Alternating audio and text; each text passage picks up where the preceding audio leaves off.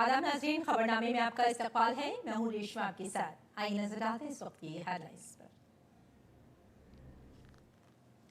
Monsoon इजलास के दूसरे रोज हिज़्ब इख्तिलाफ की हंगामा राय के सबब ऐवान की कार्रवाई मुतासिर। दोनों ऐवान की कार्रवाई दिन भर के लिए मुलतवी। बिहार वोटर नजरसानी और किसानों से मुताल्लिक़ उमूर पर हिज़्ब इख्तिलाफ का हंगामा।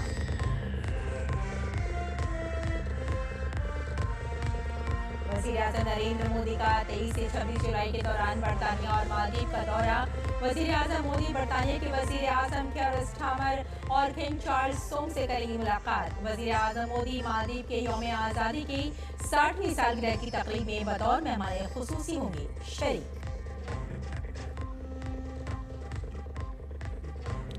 सुप्रीम कोर्ट ने कहा, कांवड़ यात्रा के रास्ते पर ढाबा रेस्तरां पर QR कोड की लाज़मियत का हुक्म रहेगा बरकरार। अदालत ने उत्तर प्रदेश हुकूमत के हुक्मनामे पर रोक लगाने से किया इनकार।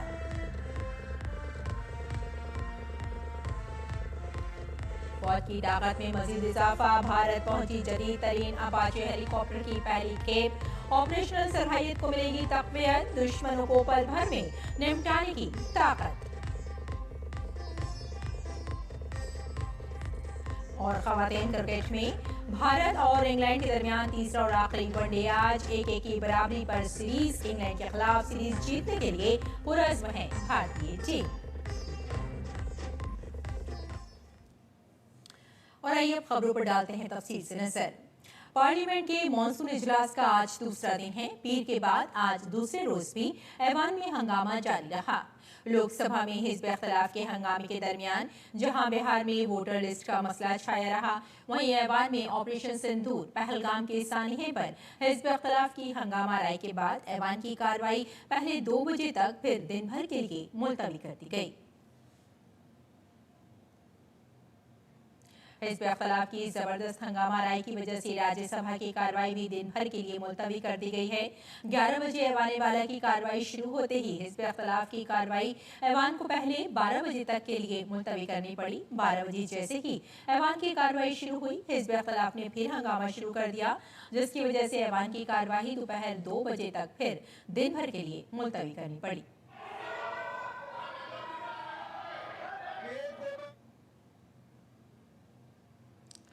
पार्लिमानी उमूर के वज़ीर किरण रिजिजू ने पार्लियामेंट में अपोजिशन की जारी हंगामा पर सख्त मौक़िफ़ अख्तियार किया है। उन्होंने कहा कि हुकूमत हर मामले पर बात करने के लिए तैयार है, लेकिन अपोजिशन दोहरा मेयार अपना रही है। रिजिजू ने अपोजिशन अराकीन ने पार्लियामेंट से सवाल किया कि जब हुकूमत पीछे नहीं हट रही है तो हंगामा क्यों किया जा रहा है। उन्होंने कांग्रेस और उसके हलीफों पर मुल्क के करोड़ों अवाम का पैसा और पार्लियामेंट का कीमती वक्त ज़ाय करने का इल्ज़ाम लगाया। रिजिजू ने यह भी कहा कि अपोजिशन सिर्फ शोर मचा रहा है, जबकि मफाद आमा के मसाइल पर मुस्बत बातचीत होनी चाहिए। हम चर्चा के तैयार है, फिर ये सदन चलने नहीं देते हैं। ये डबल स्टैंडर्ड बिल्कुल गलत बात है। चर्चा चाहते हैं तो ये हंगामा मत करो। सरकार ने बार बार कहा है कि हम चर्चा करना चाहते हैं, फिर ये हंगामा क्यों कर रहे हैं? कौन जिम्मेदार लेगा? देश का करोड़ों टैक्स मनी को आप लोग हंगामा करके बर्बाद कर रहे हैं। जवाब देना पड़ेगा। हम लोग सुबह से तैयार करके आते हैं, बिजनेस लेके आते हैं, चर्चा के लिए हम लोग तैयार हैं। आप लोग सदन का समय बर्बाद कर रहे हैं। ये सब हमारा जो कांग्रेस पार्टी और उनके कुछ साथियों ने जो 2 दिन से जो हंगामा कर रहे हैं, मैं इसका खंडन करना चाहता हूँ। और आइंदा बिहार असेंबली इंतखाबात से पहले इलेक्शन कमीशन की तरफ से वोटर लिस्टों की गहरी नजरसानी को लेकर रियासत में काफी सियासी हलचल मची हुई है। इलेक्शन कमीशन का कहना है कि SIR वोटर लिस्ट साफ करने का अमल है, जबकि अपोजिशन को खदशा है कि SIR के बहाने उसके हामियों के वोट वोटर लिस्ट से खारिज किए जा सकते हैं। इस सियासी हंगामे के दरमियान 21 जुलाई तक घर घर सर्वे के दौरान 43.92 लाख से ज्यादा वोटर उनके मुतालिका पते पर नहीं मिले। तकरीबन 16.55 लाख वोटर उनकी अमवात पाई गई। 19.75 लाख की मुस्तकिल तौर पर मुंतकली, तकरीबन 7.5 लाख वोटर्स मुख्तलिफ मकामात पर रजिस्टर्ड पाए गए और तकरीबन 11,000 का पता नहीं चल सका। इन नामों की फहरिस्त बिहार की तमाम 12 बड़ी सियासी जमातों के जिला सदूरों के जरिए मुकर्रर करदा 1.5 लाख बूथ लेवल एजेंट्स यानी BLA के साथ शेयर की गई हैं। मालूमात के मुताबिक कुछ सियासी जमातों की कौमी और रियासती सतह के रहनुमा चाहते हैं कि मर चुके वोटर्स, नकल मकानी करने वाले वोटर्स और डुप्लीकेट और लापता वोटर्स उनको भी ड्राफ्ट वोटर लिस्ट में शामिल किया जाए। ताहम ये मुतालबा स्पेशल इंटेंसिव रिवीजन के पूरे मकसद के बिल्कुल खिलाफ है। SIR का अमल जामे है और इस बात को यकीनी बनाएगा कि कोई भी अहल वोटर फहरिस्त से बाहर न रह जाए। बीजेपी के रुकन पार्लियामेंट रविशंकर प्रसाद ने बिहार के वोटरों की नजरसानी के मामले पर अपोजिशन को निशाना बनाया है। उन्होंने कहा कि बिहार में आबादी से ज्यादा आधार कार्ड बने हैं। इलेक्शन कमीशन ने आधार कार्ड की जांच के सख्त अहकाम दिए हैं। रविशंकर प्रसाद ने कहा कि भारत कोई धर्मशाला नहीं है। उन्होंने कहा कि बांग्लादेशियों और दरअंदाजों के नाम पर सियासत करने वाले खौफजदा हैं। बिहार के अररिया, किशनगंज, पूर्णिया में 125% आधार कार्ड बन गया है पॉपुलेशन से अधिक। चुनाव आयोग ने कहा है कि बहुत लोग बाहर के हैं। भारत कोई धर्मशाला नहीं है। वही वोट देगा जो भारत का नागरिक है और अपने क्षेत्र में रहता है। यही तो सवाल है। इसको लेकर विपक्ष परेशान क्यों है, हमें समझ में नहीं आ रहा है। दूसरी बात, ये जब ड्राफ्ट होगा तो आपको अपील करने का अधिकार है कलेक्टर के यहाँ। वो अगर नहीं सुनेंगे तो आप जाइए चुनाव आयोग में मुख्य निर्वाचन अधिकारी के यहाँ, तो इतने अपील का फोरम है। तो ये पहले ही हाय तौबा क्यों मची हुई है? हाय तौबा इसीलिए मची हुई है कि बांग्लादेश और घुसपैठियों की बिना पर जो राजनीति करते हैं वो घबराए हुए हैं। बिहार में वोटर लिस्ट की स्पेशल इन्वेस्टिगेशन रिवीजन SIR पर पटना से दिल्ली तक अपोजिशन की हंगामा आराई जारी है, जिसके बाइस दोनों ऐवानों की कार्रवाई आज पूरे दिन के लिए मुलतवी कर दी गई। हमारे नुमाइंदे मुकेश शुक्ला ने इस पूरे मामले पर JDU के रुकन पार्लियामेंट संजय कुमार झा से खुसूसी बातचीत की। राज्यसभा के सांसद संजय कुमार झा जी हमारे साथ मौजूद हैं। सर, SIR को लेकर के जो विरोध चल रहा है और दोनों सदन नहीं चलने दिया जा रहा है, कैसे देखते हैं ये विपक्ष की राजनीति? देखिए, इलेक्शन कमीशन का काम है चुनाव कराना। संविधान यही कहता है। इलेक्शन कमीशन का काम है आपको वोटर लिस्ट को रिवाइज करना, पुनरीक्षण करना। और जब ये काम शुरू किया था इलेक्शन कमीशन ने बिहार में, तो हम लोगों ने भी अपने पार्टी के लोगों से बात किया और जो हमारे वोटर हैं, समर्थक हैं कि भाई कराइए, और आप लोगों को कोई दिक्कत लगे तो हम लोगों को जानकारी दीजिए। हम लोग इलेक्शन कमीशन में टाइम लेके बात करेंगे कि ये इशू है, इसको रिजॉल्व कीजिए। अब पार्टी की तरफ से 15 दिन के बाद हम लोगों ने रिव्यू किया, कोई कंप्लेन बिहार से कहीं नहीं है। सब लोगों ने कहा कि बिल्कुल सही तरीके से चल रही है।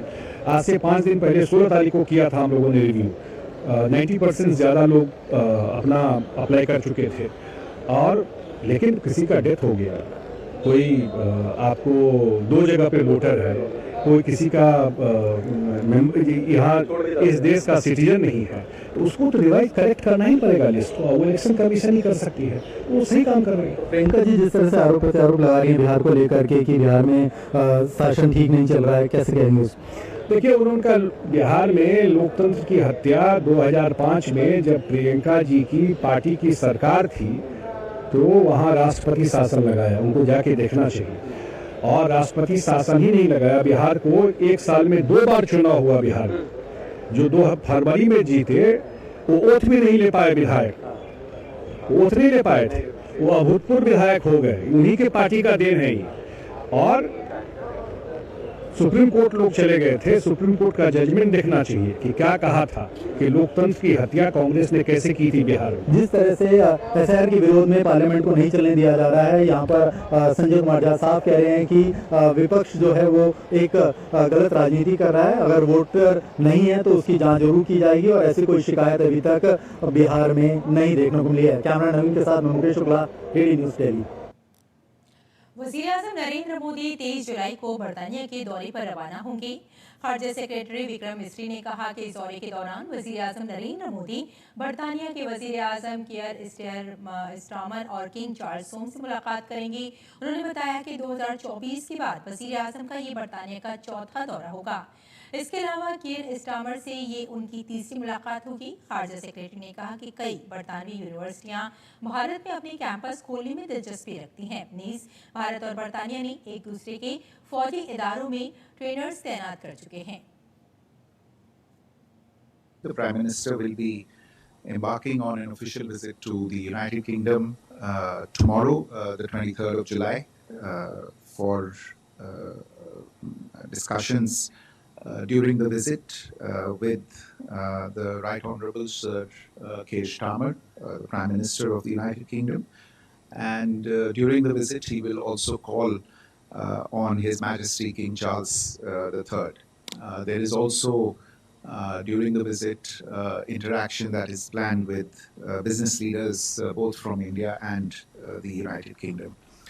This will be Prime Minister's fourth visit to the United Kingdom since assuming office. He has visited previously in 2015 and 2018, and he was there in 2021 for the COP26 summit in Glasgow.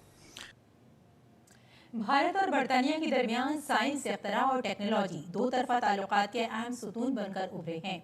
खारजा secretary Vikram Misri ने कहा कि बरतानिया की कई यूनिवर्सिटियां भारत में अपने campus खोलने पर गौर कर रही हैं। उन्होंने ये भी कहा कि भारत बरतानिया में गैर मुल्की सरमायाकारी का एक बड़ा जरिया है, जिसने वहाँ 1 लाख से ज़्यादा लोगों को रोजगार फराहम किया है। दिफाई शोबे में दोनों ममालिक के दरमियान बाकायदा बातचीत होती है। वहीं सेहत के शोबे में सीरम इंस्टीट्यूट और ऑक्सफोर्ड यूनिवर्सिटी ने कोविड वैक्सीन के लिए एक अहम शिराकतदारी की। खारजा सेक्रेटरी ने कहा कि भारतीय बिरादरी और NRIs बरतानिया के साथ भारत के ताल्लुकात की मजबूत बुनियाद है। Recently opened a campus in Gurugram just last week, actually, and this is the first foreign university to open a campus in India under the new education policy. Just for your information, there are several other UK universities, apart from universities in other countries, several other UK universities that are also considering opening campuses in India under the same policy. The UK is also the 6th largest investor in India with a cumulative investment of $36 billion. And interestingly, India itself is a large source of foreign direct investment in the UK with a cumulative investment of close to $20 billion. There are close to 1,000 Indian companies in the UK that provide employment to nearly 100,000 people. खारजा secretary Vikram Misri ने कहा कि वज़ीर आज़म नरेंद्र मोदी 25 और 26 जुलाई को मालदीव के दौरे पर होंगे। इस दौरान वज़ीर आज़म मालदीव की आज़ादी की 60वीं सालगिरह के मौके पर मेहमान खुसूसी होंगे। ये वज़ीर आज़म का मालदीव का तीसरा दौरा होगा। खारजा सेक्रेटरी ने कहा कि भारत मालदीव का एक बड़ा तिजारती शराकतदार है। आज़ाद तिजारती मुआहदे FTA के हवाले से दोनों ममालिक के दरमियान इक़्तिसादी सतह पर मुज़ाकरात जारी हैं। तरक्याती शराकतदारी के तहत भारत सड़कों और दीगर बुनियादी ढांचे से मुताल्लिक़ बहुत से मंसूबों पर काम कर रहा है। इस दौरे के दौरान कुछ मंसूबों का इफ्तिताह किया जाएगा, जबकि कुछ नए मंसूबों का ऐलान भी किया जाएगा। विक्रम मिस्री ने कहा कि मालदीव के दारुल हुकूमत को जोड़ने वाला ग्रेटर माली कनेक्टिविटी प्रोजेक्ट JMCP भारत के ताउन से एक बड़ा बुनियादी ढांचा प्रोजेक्ट है, जिसे मालदीव की तरक्की में गेम चेंजर समझा जा रहा है। India is one of the largest trading partners of the Maldives. Bilateral trade is nearly $500 million. And India continues to be, Indian investors remain part of sectors such as tourism in the Maldives and other economic activities.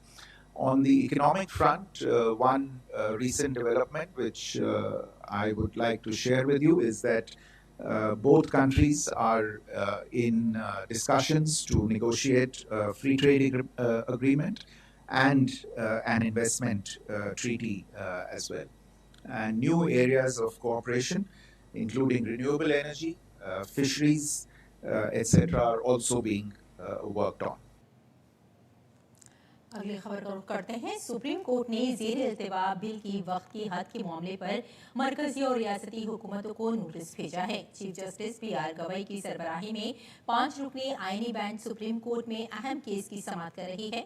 इस मामले की अगली समाअत मंगल को होगी। ये मामला उस वक्त रोशनी में आया जब तमिलनाडु के 10 बिलों का मामला गवर्नर और सदर के पास ज़ेर इल्तिवा अप्रैल में सुप्रीम कोर्ट पहुंचा। उस वक्त सुप्रीम कोर्ट ने सदर जमहूरिया के लिए 3 माह की मुद्दत मुकर्रर की थी। इसके बाद सदर ने 14 सवालात पर मुश्तमिल सदारती रेफरेंस सुप्रीम कोर्ट को भिजवाया, जिसकी बुनियाद पर एक आईनी बेंच तश्कील दी गई। ये बेंच बिल पर फैसले के लिए वक्त की हद और आईनी दफात की तशरीह पर गौर करेगी। आज के इस इक़दाम से सुप्रीम कोर्ट ने अंदेशा दिया है कि इस मामले पर तफसीली समाअत अगस्त में शुरू होगी। कांवड़ यात्रा के रास्ते पर QR कोड का हुक्म नाफिज रहेगा। सुप्रीम कोर्ट ने इस पर फिलहाल रोक लगाने से इनकार कर दिया है। उत्तर प्रदेश हुकूमत ने कांवड़ यात्रा के रास्तों पर वाक़ई खाने पीने की दुकानों, ढाबों और रेस्तरां पर मालिकान के नाम की निशानदेही करने वाले QR कोड का होना लाजमी करार दिया है, जिसे सुप्रीम कोर्ट में चैलेंज किया गया था। सुप्रीम कोर्ट ने अपने एक तबसरे में कहा कि बहुत से लोग ऐसे हैं जो ऐसी जगहों पर नहीं खाते जहां नॉन वेजिटेरियन खाना भी तैयार किया जाता है। ऐसी सूरत हाल में कोई ना कोई निशानी होनी चाहिए ताकि ये मालूम हो सके कि वहाँ क्या पेश किया जा रहा है। मजहबी जज्बात को ठेस न पहुंचाई जाए, लेकिन इसके साथ साथ किसी की रोजी रोटी भी मुतासिर न हो। हमें दरमियानी रास्ता तलाश करना होगा। नायब सदर जमहूरिया और राज्यसभा के चेयरमैन जगदीप धनखड़ ने पीर को अचानक अपने ओहदे से इस्तीफा दे दिया। सदर जमहूरिया द्रौपदी मुर्मू को भेजे गए अपने इस्तीफे में उन्होंने कहा कि अब वो अपनी सेहत को अवलीन तरजीह देंगे। सदर जमहूरिया को लिखे गए अपने खत में नायब सदर ने आइन के आर्टिकल 67 के तहत भारत के नायब सदर के ओहदे से फौरी तौर पर मुस्तैफी होने की इत्तला दी थी। आज ऐवान की कार्रवाई के दौरान प्रिजाइडिंग अफसर घनश्याम तिवारी ने वजारत दाखिला के नोटिफिकेशन के मुताबिक आर्टिकल 67A के तहत नायब सदर जमहूरिया के इस्तीफे के बारे में ऐवान को आगाह किया। has conveyed the resignation of Vice President of India, Sri Jagdeep Dhankar, under Article 67A of the Constitution with immediate effect. First call. Question. वज़ीर आज़म नरेंद्र मोदी ने कहा है कि जगदीप धनखड़ की अच्छी सेहत के लिए मैं दुआगो हूँ। सोशल मीडिया पर अपने पैगाम में उन्होंने लिखा, श्री जगदीप धनखड़ जी को भारत के नायब सदर जमहूरिया समेत कई किरदारों में मुल्क की खिदमत करने का मौका मिला है। मैं उनकी अच्छी सेहत के लिए दुआगो हूँ।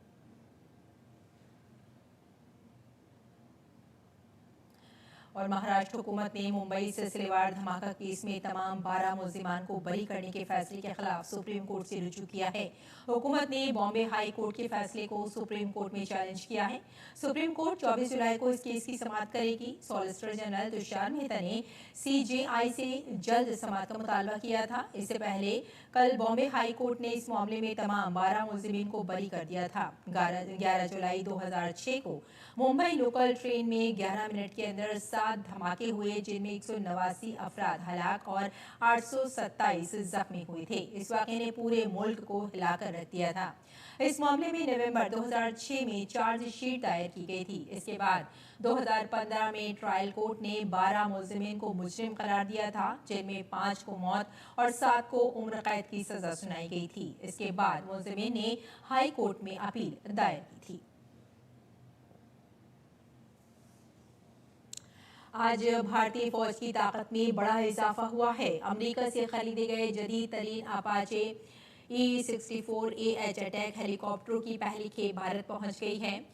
इसे फौज की जदीदकारी की तरफ से एक बड़ा कदम समझा जा रहा है।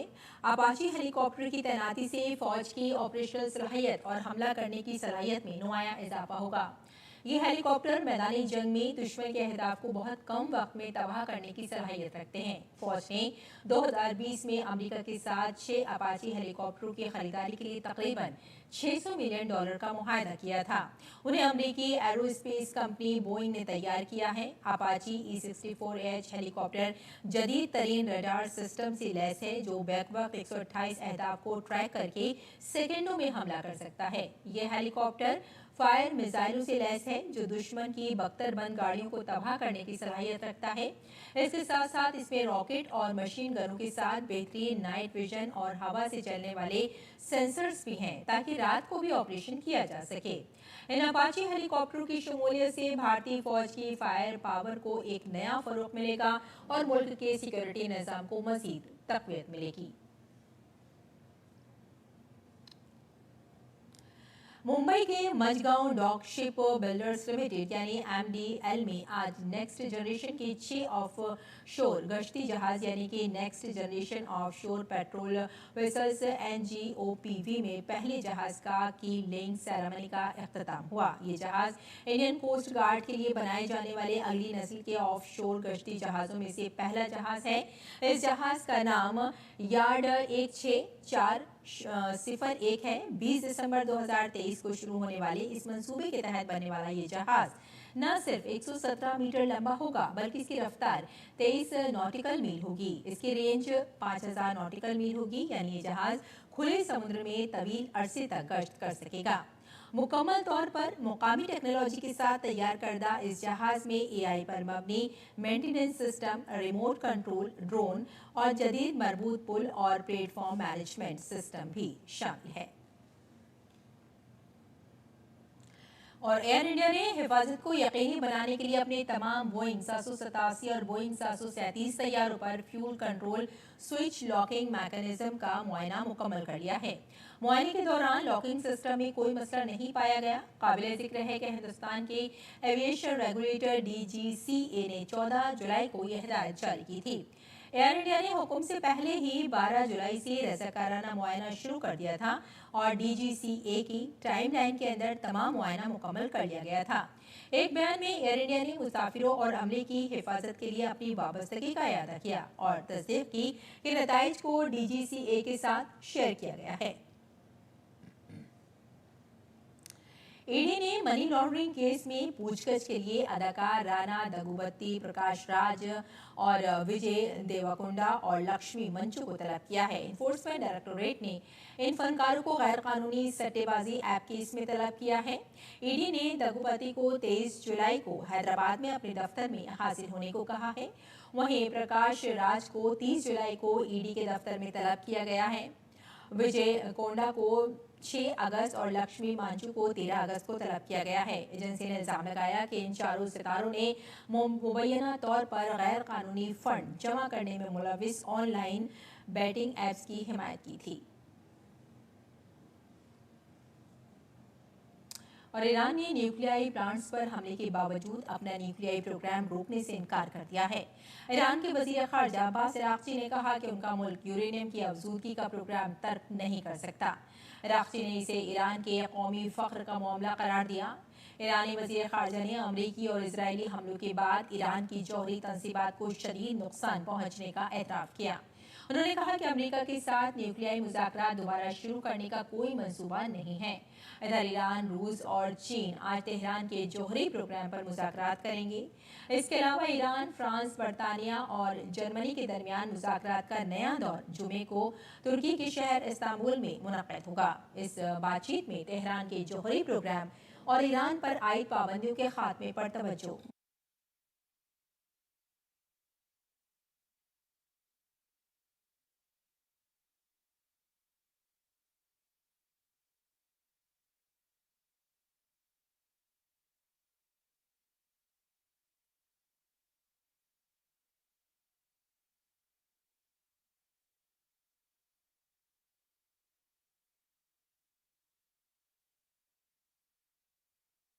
में मेजबान टीम को DNS ज़ाब्ते के तहत जीत हासिल हुई थी। ऐसे में दोनों टीमें सीरीज में 1-1 से बराबरी पर हैं।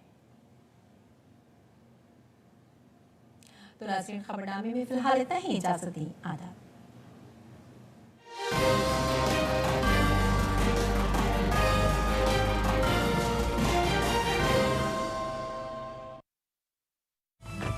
मन की बात है जन जन की, संघर्षों के कुछ हिस्से, कहानी कुछ सफलताओं की, अनकही विरासत की, उम्मीदें नए भारत